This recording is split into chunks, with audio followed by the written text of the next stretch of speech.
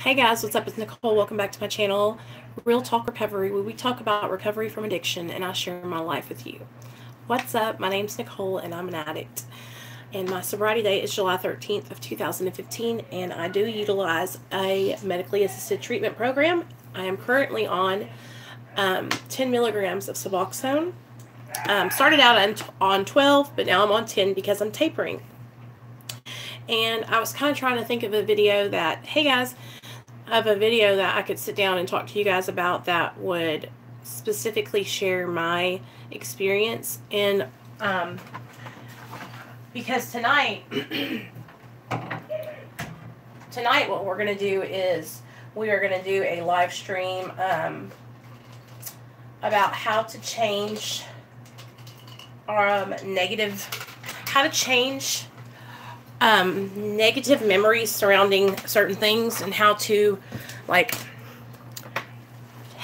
take triggers and build new memories around those things, so that way that memory is no longer associated with that trigger. Okay, so that's what we're going to talk about tonight. But what I wanted to come on today and do is I wanted to share with you guys what my Suboxone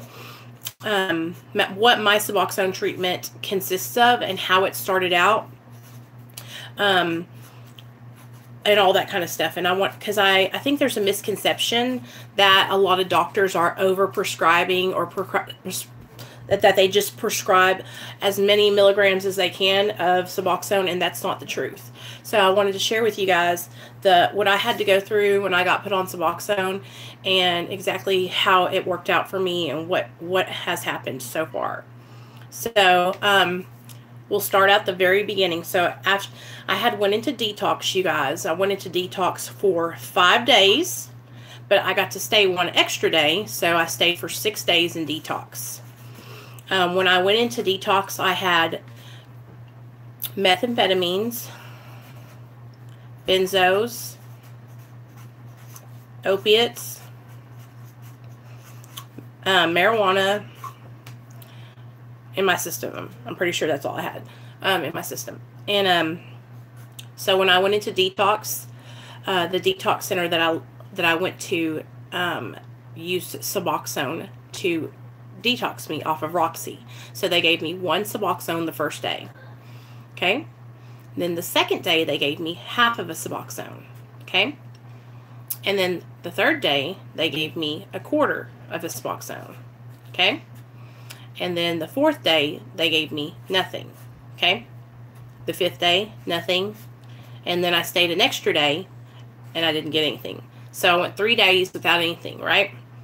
After that, those 6 days in rehab, I transferred from that detox center into a 30-day treatment facility. Okay.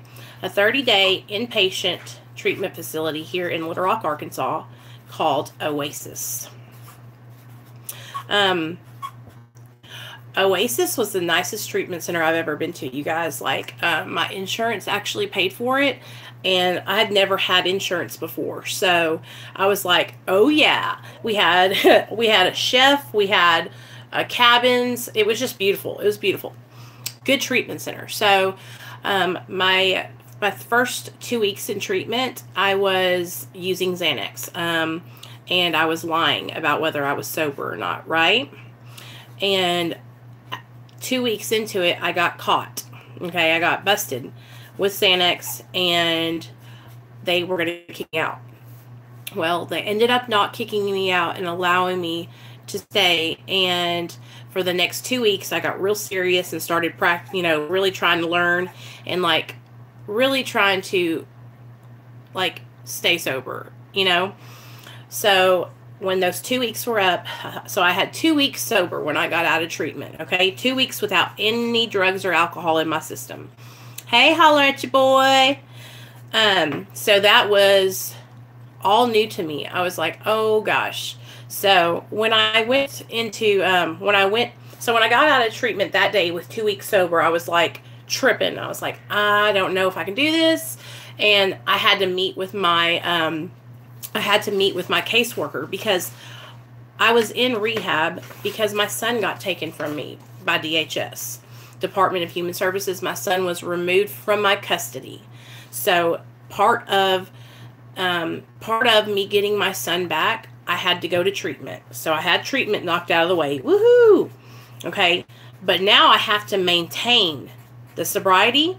I had to get a job. I had to do therapy. And I had to do parenting classes. Okay. And I had to get, like, I had to have, like, my driver's license. So that way I could pick my son up if I needed to. So I had treatment, job, therapy, parenting classes, and a driver's license. All right. So I had 2 weeks sober. My husband picked me up from treatment. And I remember all I could think about was how I wanted to get high. The obsession to use was just so great inside of me. And I was scared. And that's when Neil and my caseworker sat me down and they talked to me about medically assisted treatment.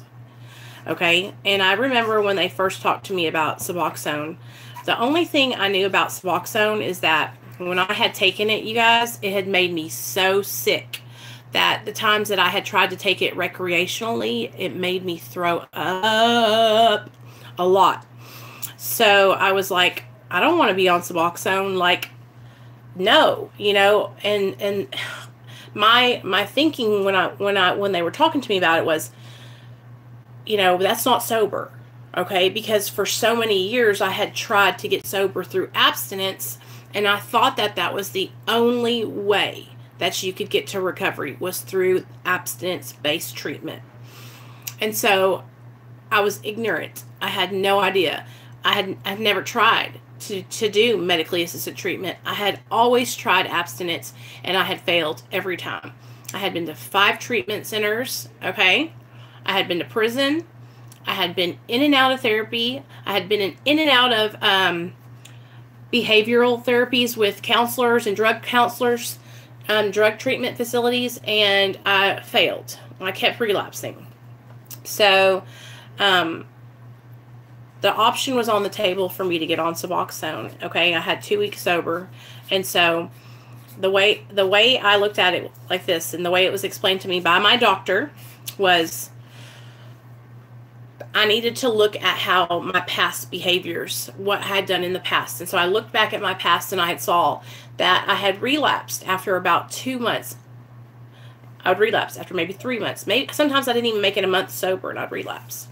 And so I said, you know, okay, I'll try Suboxone. Maybe it'll work for me, you know, but I don't want to be high. I don't want to take a lot, you know, I don't want to be on a high amount. And so the doctor said, you know, that's fine. Okay, we're going to start out. This medication is for people just like you who have struggled with staying sober. Okay. So I got put on 8 milligrams.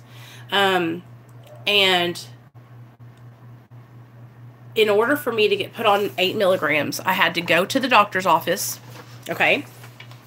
I had to take a physical. Okay. I had to take a drug test. I had to sit down with the doctor and the counselor, the addiction specialist there, and I had to take a psychological evaluation. All right. After I went through all that, they gave me my first dose of Suboxone. Now, when you first start out at the Suboxone clinic here where I live, they don't give you a prescription of Suboxone. The first month, no, the first 2 weeks, you come in and you dose once a day for 2 weeks, okay? So you're not taking a prescription home with you. So you come in the morning, okay? You get your dose, and then you go to group, okay? What you'll have is you'll have a group with all the other people that are in recovery on Suboxone, and it's like a group meeting, and then you have a one-on-one counseling session with your counselor / therapist. So for 2 weeks, I went once a day and dosed and went to my group meetings.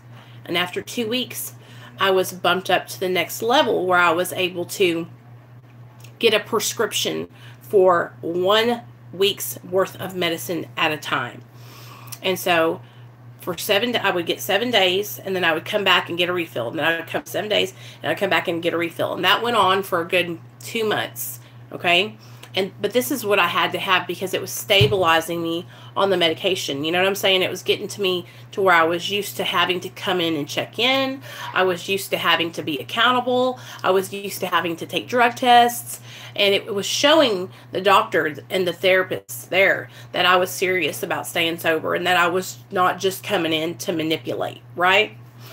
So after I went through that, they bumped me up to monthly. So what I would do is I'd get a 30-day prescription. This is where things started to get tricky for me, because once I was on 30 days, I could hold my own medication, right? Right. And so for me, it was like difficult because there would be days where I would feel like I needed to take more, or there would be days there where I wouldn't take the right amount. And so, but the main thing that I learned with my clinic was to always be honest with them. And honesty has always been the best policy. And I have had to openly admit to overtaking my medication. And it was like, it was better that I told them the truth than to try and go back and forth and manipulate, you know, and lie. So once I was on 30 days and I was getting my prescription, by this time I had a job. And things were starting to look up in my life. You know, I had a job. I was able to see my son twice a week for visitations. I was going to meetings. I got a sponsor. And life was going good, you guys. I was going to my group meetings at the clinic. And I was going to my regular meetings at the AA meetings. And I was starting to feel confident again and feel happy. And my life was changing, you know. Therapy with my counselor and talking to her and building a rapport with her and learning about my addiction and what made me use and drink was helping me. And that's what Suboxone allowed me to do, was to not have this mental obsession and this like craving to use all the time. Because when I got out of treatment, I felt like I wanted to get high so bad. And then when I got put on Suboxone, that feeling kind of subsided, right? And it kind of started, it was like I had something that I was taking that was filling that, right? And so I was building my recovery with my therapist and my sponsor and going to my meetings and just learning about the disease of addiction. And I did that, you guys, for about a year. I was on monthly. And then guess what? I got bumped up to quarterly, and that's where I'm at now. And I go once every third month, and I see my doctor. And sometimes if I want to, I can go see my therapist. If I want to, I can make appointments with her. But for the most part, I only have to go and see my doctor. Now, the first 2 years I was on the clinic, I would go and see my counselor regularly, like at least once a month. And that was something that I did on my own decision because I had graduated to the phase where I was able to not have to go see the therapist, but I wanted to see her because I needed that extra accountability. And that they have the option at my clinic to, once you get to a certain phase and you're doing well in your recovery, if you don't need to see the therapist anymore, you don't have to. But a lot of us opt to see her so we can talk to her for an hour, you know, and it's a way for us to have, hey Jessica, hey Sandra. It's a way for us to connect with, you know, our therapists and to like have an unbiased opinion and run things by them that's going on in our lives at home or work.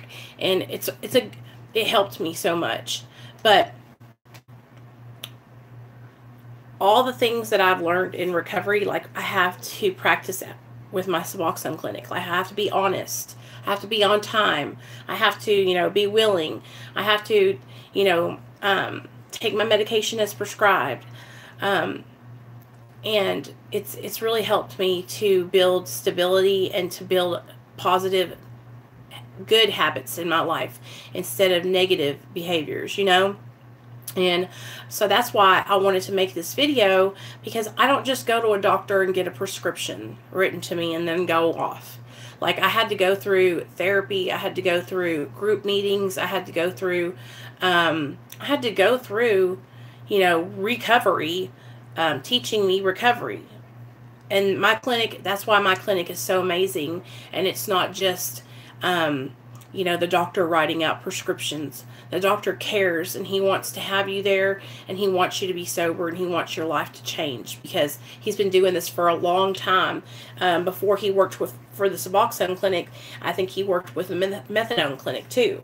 So he's been doing addiction, and he's also a psychologist for a long time. He's a really good doctor, and that's why they set the clinic up like that, to where you're not just coming and filtering through getting prescriptions. Like, they're going to get to know you.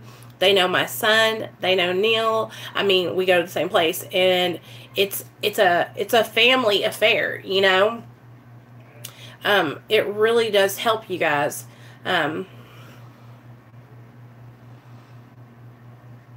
Good, Sonia. That's awesome. I can totally relate, girl. I didn't think I was ever going to be able to stop using either, and that's why I try to share my experience about being on Suboxone, and because it's so important, because there's so many negative opinions out there. There's so many people that are not telling the whole truth about things, and they paint medically assisted treatment in a bad light. There are good doctors out there who want to help you guys, and who want you to stay sober and your life to change. I linked a video that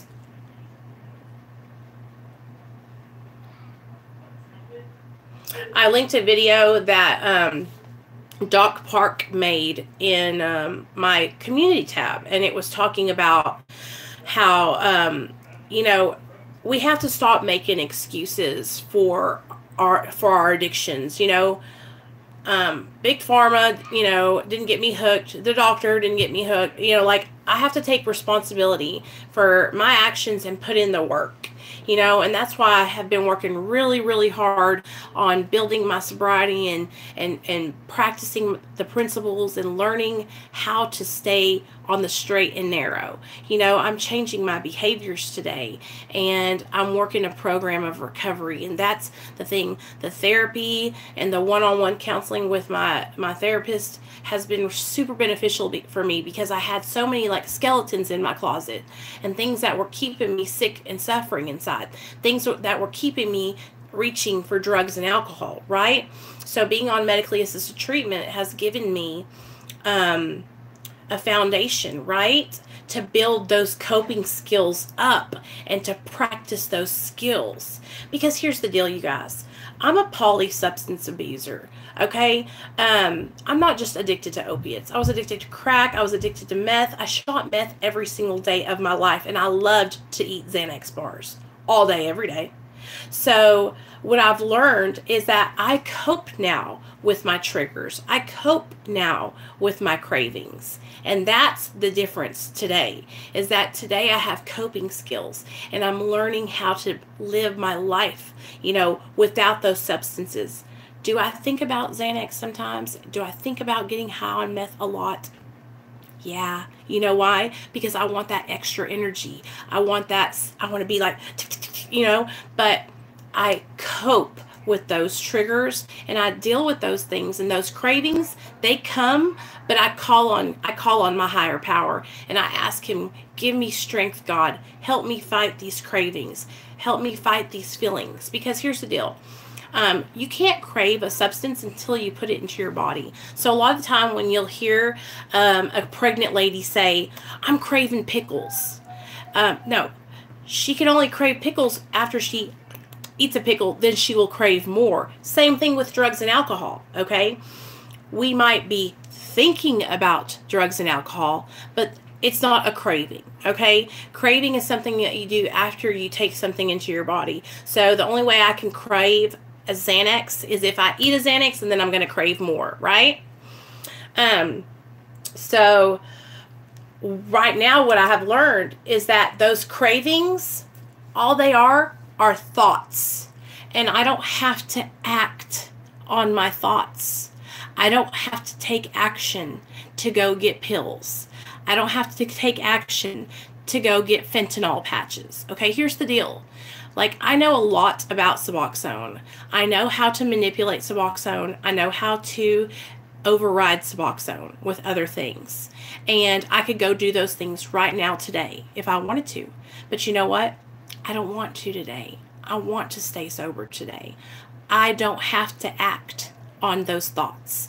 I don't have to go out and use today. Today I can choose to stay sober, because that's exactly what I do every single day. I choose to stay sober, you guys. Okay?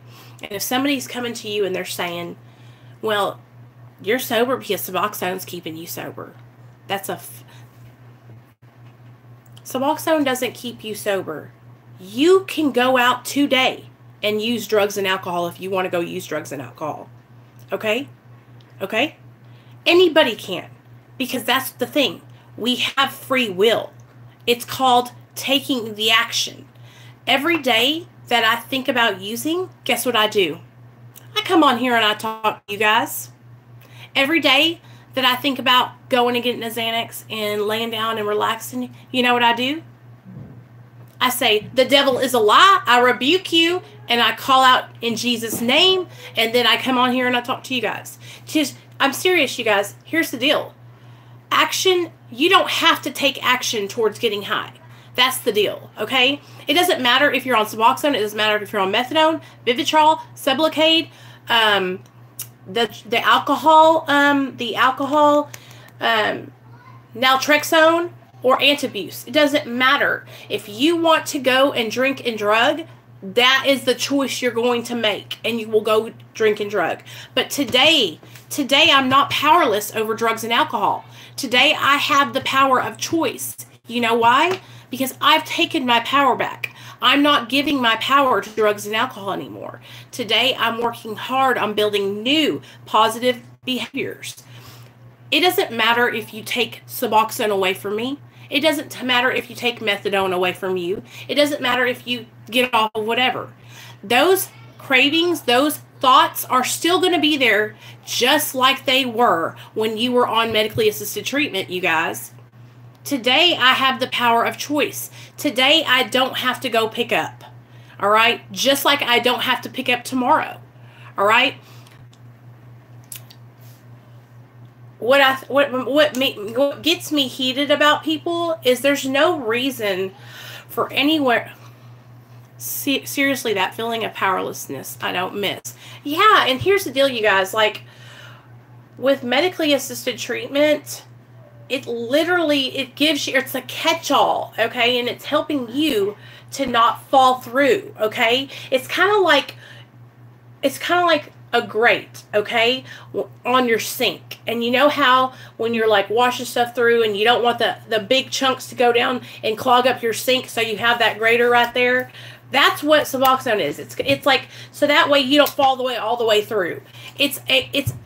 It really does help. It's like a cast on a broken leg. It helps your leg to heal.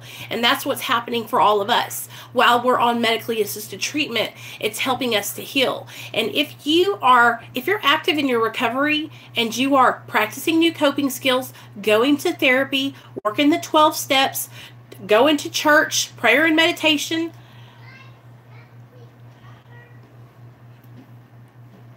oh, what happened?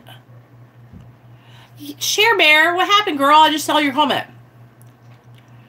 I just made myself a small. It's okay, girl.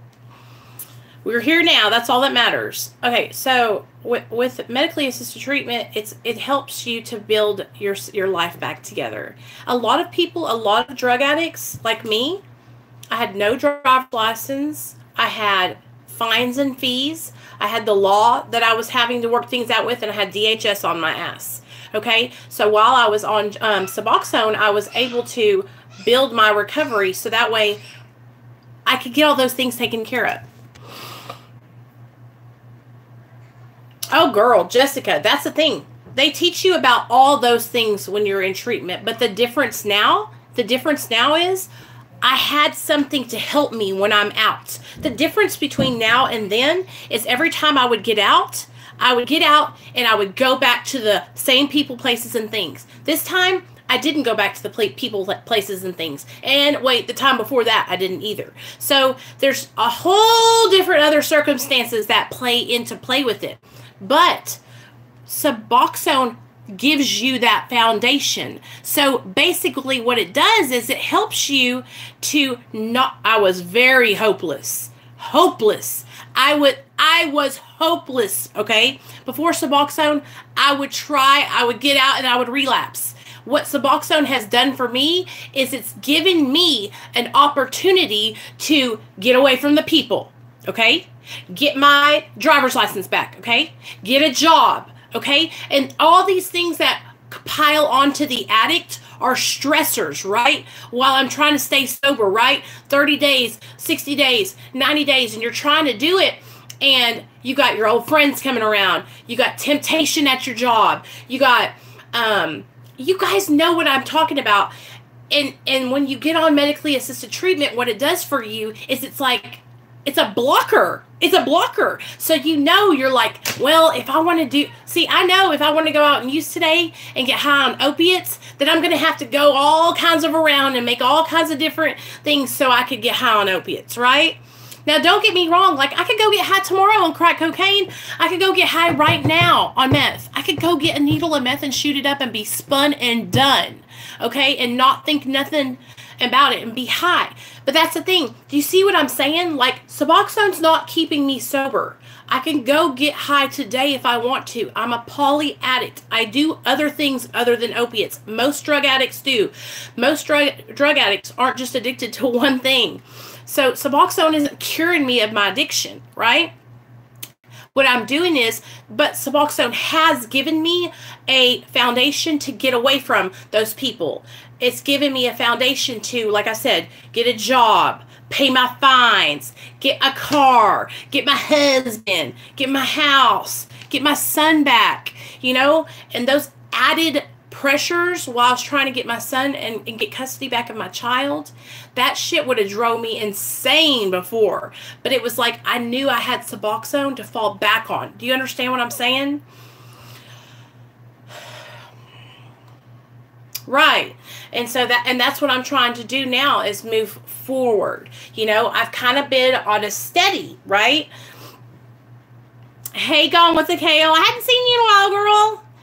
To be honest, if it wasn't for medical assisted treatment, I don't think I or many people would be here anymore. That's how bad it was. I'm so happy my life has turned around. Sonia, I'm so, like, when I read comments like that, it's like, that's how I felt too, girl. Because I was like, I had had so many failed attempts, okay? I had had so many failed attempts at trying to get sober, right?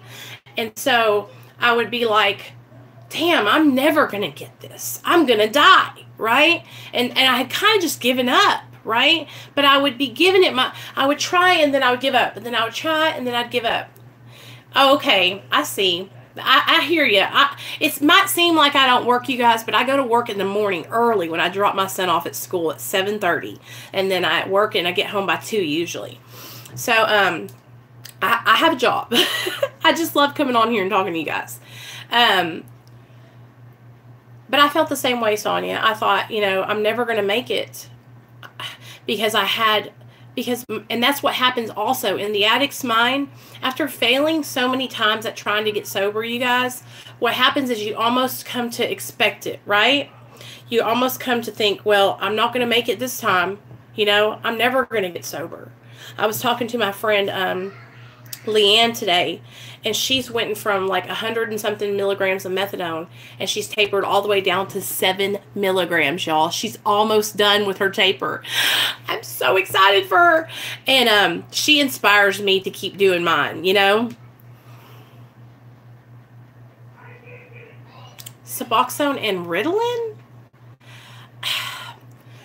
Gone with the Kale? Ritalin, like Adderall? Hi, Lisa. Nicole. I know I'm not Share Bear, but you know what I mean.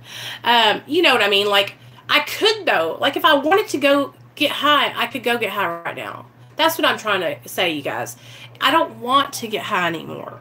And that's another thing.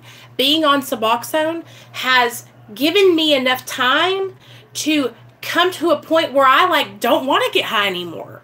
You know, to have a spiritual awakening, to have a whole change of perspective. That's what this medication has done for me. Because when I first started, I didn't know if I wanted to be sober. I knew I wanted to get my son back. I knew I didn't want to die, right? But I didn't know if I wanted to really stay sober forever, you know? Gone with the kale. Okay, so here's the deal with mixing Suboxone with uppers, all right? What can happen is when you're on uppers like that, stimulants like that, it can cause your metabolism to, you know, be higher. And that way, and while that's going on, your medication that you're taking for opiate use disorder, it can make it to where your medication isn't working like it should, right? So if you're taking a medication like Ritalin combined with Suboxone, you need to let your doctor know. Like, your doctor needs to know.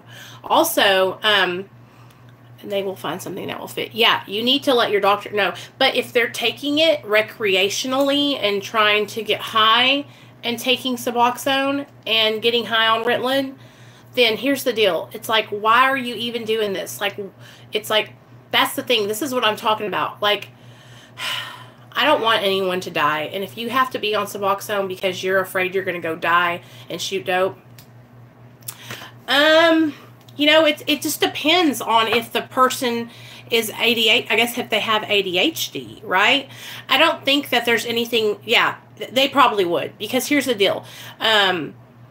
If somebody has ADHD, Ritalin isn't going to cause a bad reaction to where you would die, right? But if it was like a benzodiazepine, then you could die from the mixture with Suboxone. I know, right, Jessica? I'm, and that's the thing. Like, I'm excited to move forward because now that my friend Leanne has gotten this low on her methadone, I know I can do it. Because if she can do it, I know I can do it. You know? How I think you could kick some ass here. Yeah, share. Well, see, here's the deal. So listen, Gone with the Kale. So Gone with the Kale brought up a really good point, okay? That somebody that she knows is taking Suboxone and abusing ADHD medicines, okay? And a lot of people will do that while they're on Suboxone. A lot of people relapse on stimulants because what happens is they know they can't get high on opiates because they're on Suboxone. So they still want to get high on something else. And really, you guys, they're just defeating the purpose. If you're still using while you're on Suboxone, if you're still manipulating and lying and not being honest and taking other drugs to get high on, then you know what's happening. You're not being honest with yourself. Okay? Look inside yourself. If you're still using while you're on a medication that's supposed to help you to stay sober, you got to make a change. Because what you're not serious about your... Thank you, Jessica. Jessica took the words right out of my mouth.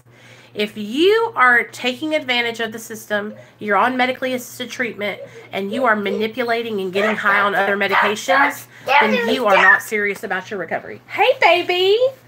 Ooh, I like that. Mario. Look at my little Mario. Say hi, guys. How was your day at school? Good. Good. Can you have a kiss? Mwah. Oh, bye. Okay, so Gone with the Kale. So she says, that's crazy. So Suboxone isn't enough. Okay. A lot of people, right, Gone with the Kale are polysubstance addicts. Okay. Like I am. That means they're not just addicted to opiates. Suboxone is just to help with opiate cravings and opiate withdrawal. It's not, and it's going to help because this is what it's done for me. It's helped me to it's helped to minimize the craving for opiates. But like I said, I could still go out and use meth today if I wanted to. But that's the thing. That's where that willingness to change comes in. And so if somebody's still manipulating and still using other drugs on top of their medically assisted treatment, then what they're doing is they're cutting themselves short. They're not serious about their recovery. They're not even in recovery. They're just relapsing. They're just staying high on something else. What they're doing is they're taking advantage of the system. And this is what makes me so upset too, because the people that do this with amphetamines and other drugs while they're on medically assisted treatment are the people that are saying things like, Suboxone doesn't work for me, I can't stay sober, right? Or blah, blah, blah. And they're over here manipulating and taking other drugs. It's like, that's what gives medically assisted treatment a bad name, is that, hey, what are you doing? I was just putting the shackles up, and he got into the... There's Neil, you guys. Hi. Say hi, Neil. Hi. I'm shy. Leave me alone. He's shy, okay? I was going to check the mail. Did you check it? No. Okay. Right. And so that's the thing. If they're not willing to change, then, okay, who are they thinking they're fooling? That's the deal. If you know about it, Gone with the Kale, then that means everybody else probably knows about it too. Do you know what I'm saying? And I think that that's the thing. A lot of the times when I am friends with other addicts that are in recovery and they start struggling with their recovery and relapsing and things like that, and they'll start pulling away from me, right? They will start pulling away from me, and then they'll say, "Oh, Nicole, she's just, she's too hard, blah blah blah." No, I'm just serious about my motherfucking recovery, okay? I don't want to die. I am so serious about staying sober, you guys. Y'all are gonna see. Y'all are gonna watch me. The more I come down on this taper of Suboxone, y'all are going to see. I am fixing to show you guys how serious I am about changing my life, because I don't want to lose everything I've worked so hard for. I love my life today. I love my son. I love my husband. I want to be different today.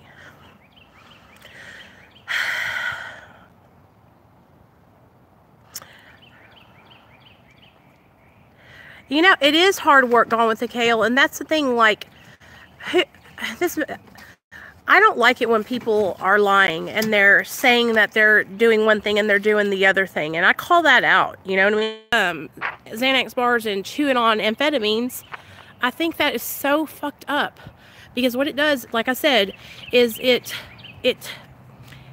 it's not being honest. And if you can't be honest with yourself, then you're not going to be able to be honest with any of us in the recovery community. Do you know what I'm saying? And I hope that you guys don't think I'm talking in general, because I don't know who this person is. I have no idea. But if you can't be honest with yourself, let me get out here. Let me get to the house. If you can't be with us, then you're not going to be able to be honest with yourself. Thank you, Sonia. And that's the point that I've gotten to, you guys. I've just gotten to the point where I'm going to be honest, okay? I'm not trying to improve. I'm not trying to impress any of you guys, okay? Y'all know how I am, all right? I come on here with no makeup on, my hair looking a wreck, just woke up, stanky-ass breath. I don't care. I'm not trying to impress. I don't need any of the guys on here to like me. I would like it if you guys were my friends, but I don't need you guys to like me. Do you know what I'm saying? I know in my heart that I'm doing the right thing, and that's what you got to do. I figured out real quickly who my real friends were here on the YouTube, and it was hard at first, it was a hurtful feeling, but I would rather have 3 real friends than 25 fake ass snakes around me. I'm trying to stay sober today. I'm trying to live my life right today. I'm trying to be a better person today. That means I don't want in your gossip. I don't want in your drama. That means in all areas of my life, I'm trying to be better, not just in sobriety, not just staying sober, right? And a lot of times when people get sober from drugs and alcohol, you guys, they will still use, their addiction will manifest itself in other areas of their life, such as drama, gossip, sex, wanting attention to other guys, from other guys, wanting attention from women, all those things, because those are our addictive personalities, you know? And I'm trying to just straight up be a good person altogether.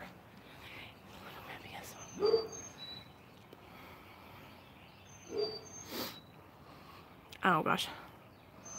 Yeah, I'm still, you know, I want to be a good person all around, you know, and it was hard for me, you guys, whenever, like, you know, I have to stand away from the crowd, right? Like, I'm not going to go with what everybody says. I'm not going to follow up behind everyone. I'm not going to, you know, co-sign people's bullshit. If somebody's doing something I don't agree with, and I think it's wrong, and first of all, that it's not sobriety, and it's not, like, living right, then I'm going to say something, you know? I'm not going to talk bad about that person, but I'm going to let them know, you know, you need to make a change. I've been there. That's the thing. Like 99.9% of the time, whenever I'm talking about something that has happened to somebody, it's because I've done the same exact thing. You know? Why? Because she was mixing it with, taking it too close to opiates, Lydia? Because that's why I was. Is I would take it not 24 hours out, and then I would be throwing up. I'm sick as a dog. It's just so important, you guys, for us to be honest, because if we're not honest about, you know, our recovery, if we're not honest about what we're struggling with, we're not going to get the help that we need. Do you understand what I'm saying? So we got to stop trying to save face. You know what I mean? Like, I'm not trying to save face here on YouTube, right? If I'm struggling, I'm going to come on here and tell you guys I'm struggling, right? I'm going to tell you I want to use or whatever it is, right? Because if I can't be honest, then I have no leg to stand on. Wellbutrin. I've been on Wellbutrin for almost a year now. It's an antidepressant, or I don't know if it's an SSRI, or I don't know if it's an SSRI.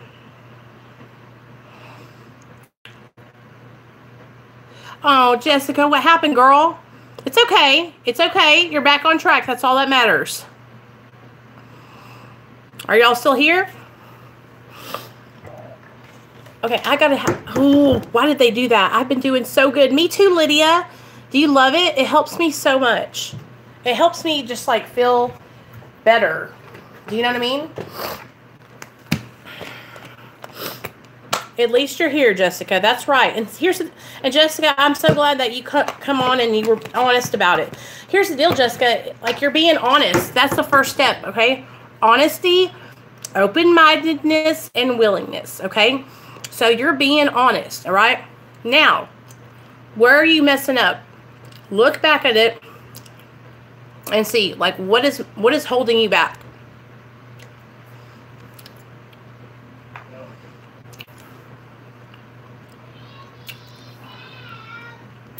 I know, Jessica. But maybe, have you ever thought, Jessica, that maybe you're trying to get off of everything before you build your recovery up? Why don't you, Jessica, get a sponsor, okay? Start trying to go to at least one meeting a week and build yourself a little recovery habit, okay? Some things that you do for your recovery. And then try to come off the stuff, okay? But what you're doing is you're putting the car before the horse, or whatever that saying is. Okay? You're trying to jump off everything, but you don't have any foundation, girl. You ain't got no foundation. Okay? You're trying to build a house without any foundation. So what you need to do is lay the foundation first. All right? Then you can come off. But first you got to lay the foundation. You got to start getting a habit, okay? Get up in the morning, pray, do your meditation, okay? You don't got to sit with your legs crossed going, oh, okay? I'm talking like pray to your higher power, thank him, okay? Acknowledge him for keeping you alive and well, and then read something. I don't know, do the morning meditation with me, how I do it, you know, when I read the just for today. Right. See, Lisa, exactly. And so I'm serious, Jessica. I know you don't want to hear this right now, but I think that's why you're struggling, because you haven't got a foundation laid out yet. And that's what I've been trying to kind of share with you guys today, is that's what medically assisted treatment has done for me, is it's helped me to build that foundation, you know? I need that journal to space out the day. Yeah, and that way you can write down, like, you can write down in the morning, like, okay, this morning I'm gonna have this, I have this and this to do from this time, this and this to do from this time, and then I have this empty space. What am I gonna do with this empty space right here?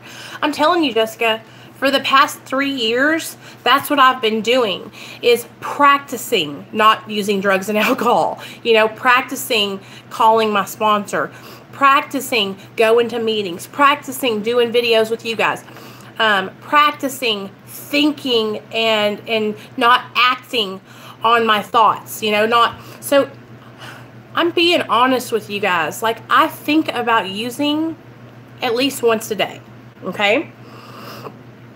I think about using once a day, but I don't take action. And that's where you have to get to that point where, because here's the deal.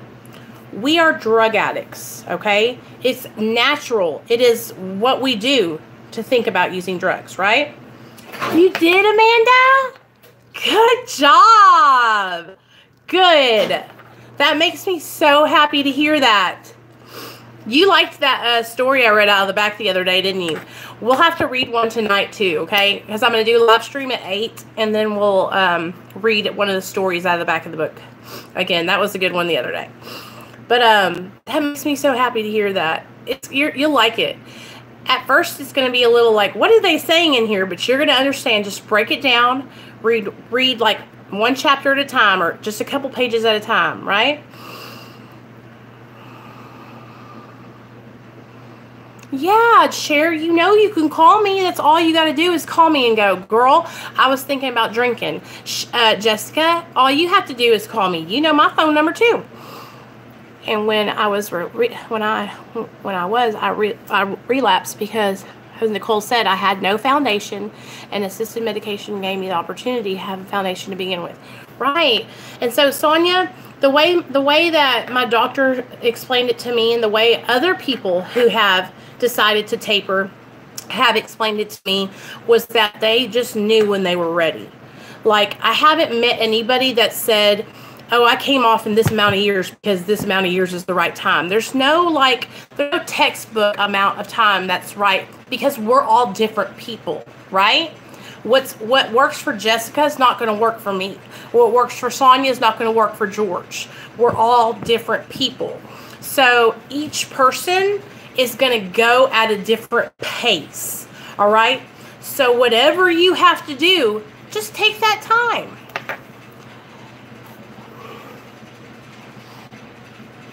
We know that, girl. We know, Cher. We love you, girl.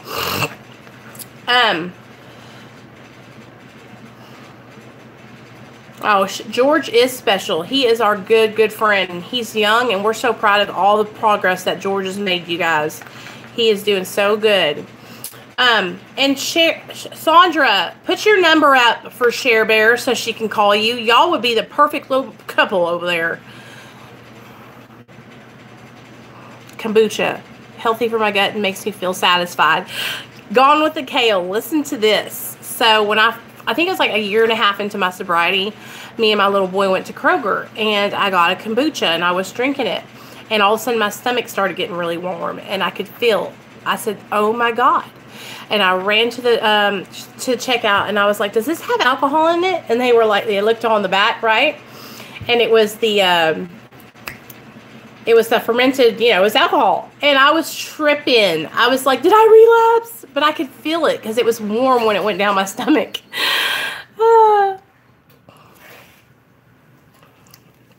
Okay, Jessica. Well, I just want you to be successful, and that's why I say, oh, okay, we got you, George. It's just, I will text Cher. I'll text you Sandra's number. It's just, hey Gabe, what's up? It's fermented probiotics. Well, girl, it felt like alcohol. I could feel it in my gut. It was 3 weeks, which was not enough for me. Now I am in maintenance, and that has kept me from relapsing. Sonia, so tell me this, girl. After you relapsed, after jumping off too early, and you relapsed, and you came back, okay? What are you going to do different now? How early did you jump off before? Would you say it was because you jumped off too early and you didn't have any recovery? Because there's someone else that is in our recovery community that she jumped off and struggled for the last year, and now she's back on MAT too. And you guys, I want you guys to know that there's no shame in needing to get back on Suboxone.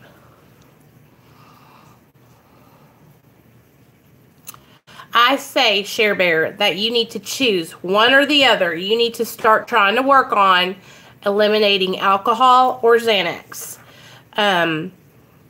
I think that, if you're going to drink, that you don't need to be on Xanax, because that's a dangerous combination. Or if you're going to take Xanax for sleep, you don't need to drink.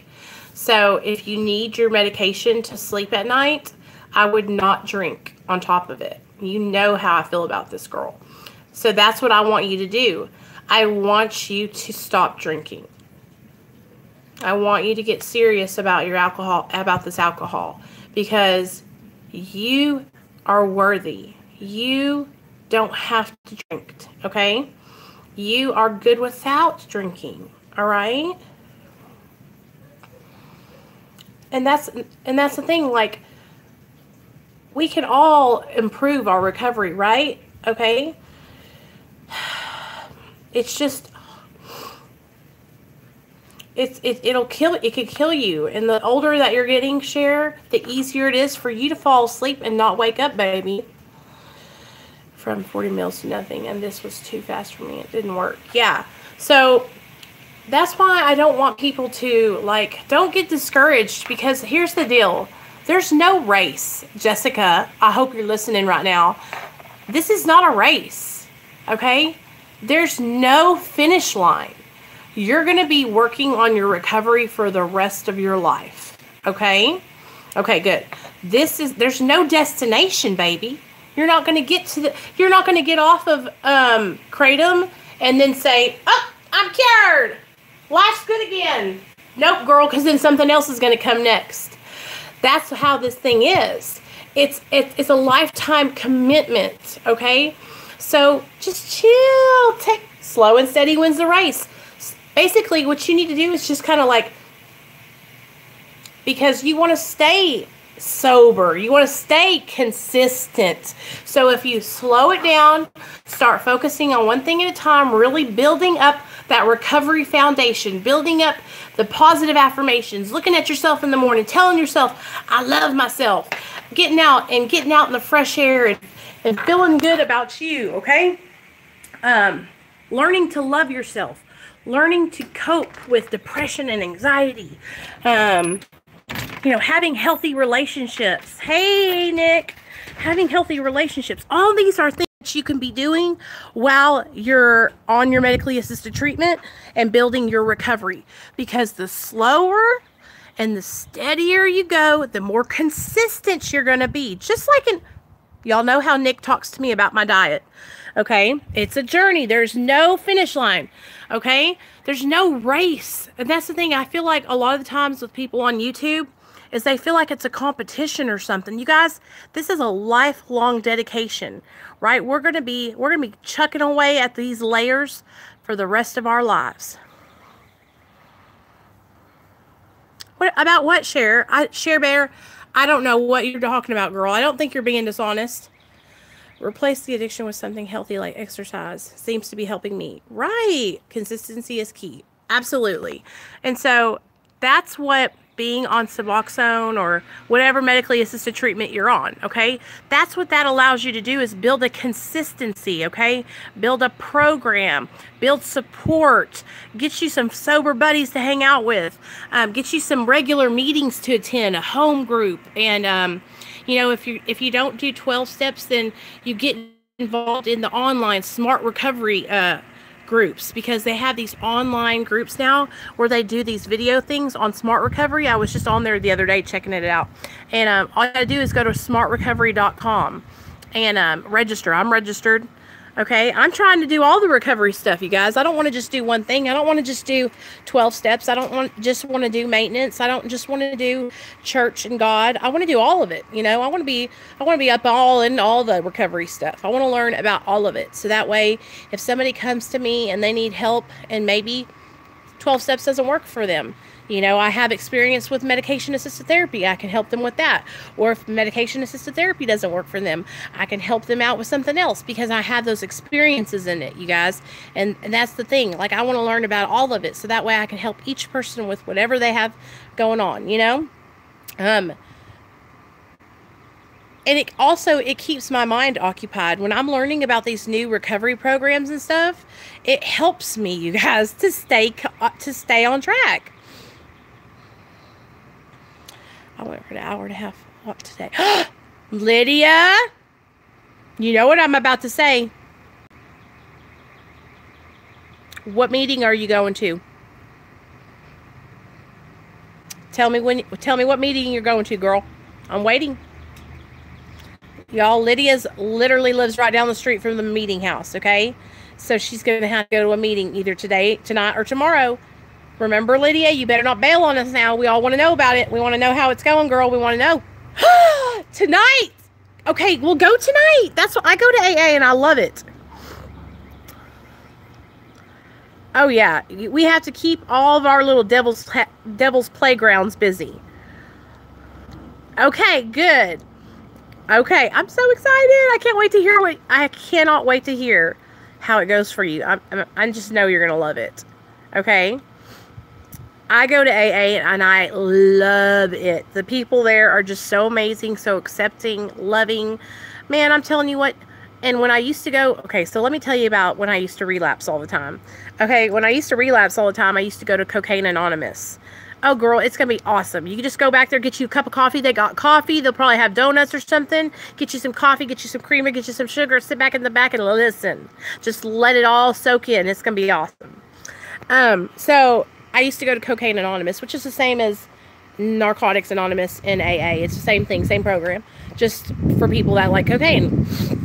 And all the people that went to CA it was like a lot of black people, and I loved it because it was like real. Man, you know how when you get in a room full of black people and they're all laughing and telling their stories, it's just like this energy, right? They just got good energy. So I would go to CA and I loved it. I loved being outgoing. I'm loud. I fit right in, right? Well, I started relapsing. Okay. And I was a secretary of the home group and I would chair meetings.